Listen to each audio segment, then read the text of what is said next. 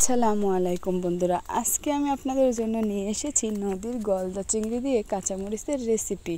এটা বরিশালের রেসিপি, আপনারা চাইলে সবাই করে খেতে পারেন। প্রথমে আমি একটা কড়াইয়ে দিয়ে দিয়েছি তেল।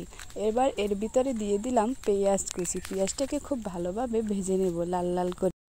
পেঁয়াজটা লাল করে ভেজে নিলে এবার এর ভিতরে দিয়ে দেব আগে দেখানো চিংড়ি মাছগুলো পিস পিস করে কেটে নিয়েছি।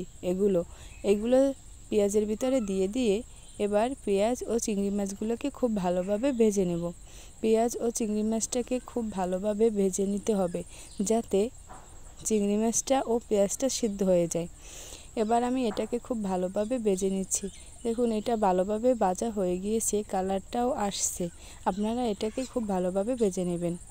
চিংড়ি মাছ ও কাঁচামরিচ এর ভিতরে দিয়ে দেব কোরানো নারকেল। খেতে অনেক স্বাদ, আপনারা এটা বাড়িতে বানিয়ে খেয়ে দেখবেন। আমি চিংড়ি মাছ ও পেঁয়াজটাকে খুব ভালোভাবে কষিয়ে নিচ্ছি যাতে খুব ভালোভাবে ভাজা হয়। এবার এর ভিতরে দিয়ে দেব আগে থেকে কোরানো নারকেল বাটাটা দিয়ে চিংড়ি মাছের সাথে খুব ভালোভাবে মিশিয়ে নিতে হবে। দেখুন, আমি চারপাশটা খুব ভালোভাবে নেড়ে মিশিয়ে নিচ্ছি। নারকেলটাকে খুব ভালোভাবে ভাজতে হবে তেলের সাথে নারকেলটাকে ভালোভাবে ভেজে নিতে হবে যাতে নারকেল থেকে কাঁচা একটা ফ্লেভার না আসে। আমি এটাকে খুব ভালোভাবে ভেজে নিচ্ছি। এবার এর ভিতরে দিয়ে দেব সামান্য পরিমাণ লবণ ও হলুদের গুঁড়ো ও লবণ দিয়ে এটাকে খুব ভালোভাবে মিশিয়ে নেব যাতে নারকেল চিংড়ির সাথে খুব ভালোভাবে হলুদের গুঁড়োটা মিশে যায়। দেখুন, আমি এটাকে খুব ভালোভাবে ভেজে নিচ্ছি। আপনারাও খুব ভালোভাবে এটাকে ভেজে নেবেন। মাটির চুলার রান্না খুবই স্বাদ। এবার এর ভিতরে দিয়ে দেব কাঁচামরিচগুলো খুব ভালোভাবে মিশিয়ে নেব সবগুলো উপকরণের সাথে। কাঁচামরিচটা খুব ভালোভাবে নেড়েচেড়ে মিলিয়ে নেওয়ার পর দেখতে পাবেন কাঁচামরিচটা খুব ভালোভাবে সেদ্ধ হয়ে গিয়েছে।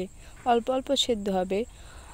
আপনারা এই উপকরণগুলো দিয়ে বাসায় খেয়ে দেখবেন। নারকেল দিয়ে কাঁচামরিচ ও চিংড়ির রেসিপি খুবই সুস্বাদু।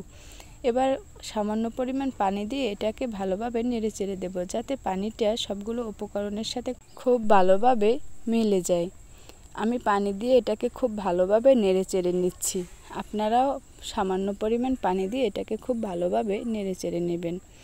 কাঁচামরিচ যদি জাল হয়ে থাকে বেশি, তাহলে আপনারা কমিয়ে ও বাড়িয়ে দিতে পারেন। এবার কিছুক্ষণ পর ঢাকনা দিয়ে ঢেকে দিতে হবে। ঢাকনা সরানোর পরে পানিটা টেনে গেলে এভাবে নেড়েচেড়ে আবার নিতে হবে যাতে মশলাটা খুব ভালোভাবে সিদ্ধ হয়ে গেছে কিনা দেখতে হবে। আমার চিংড়ি মাছ, কাঁচামরিচ সবগুলো মশলাই খুব ভালোভাবে সিদ্ধ হয়ে গিয়েছে।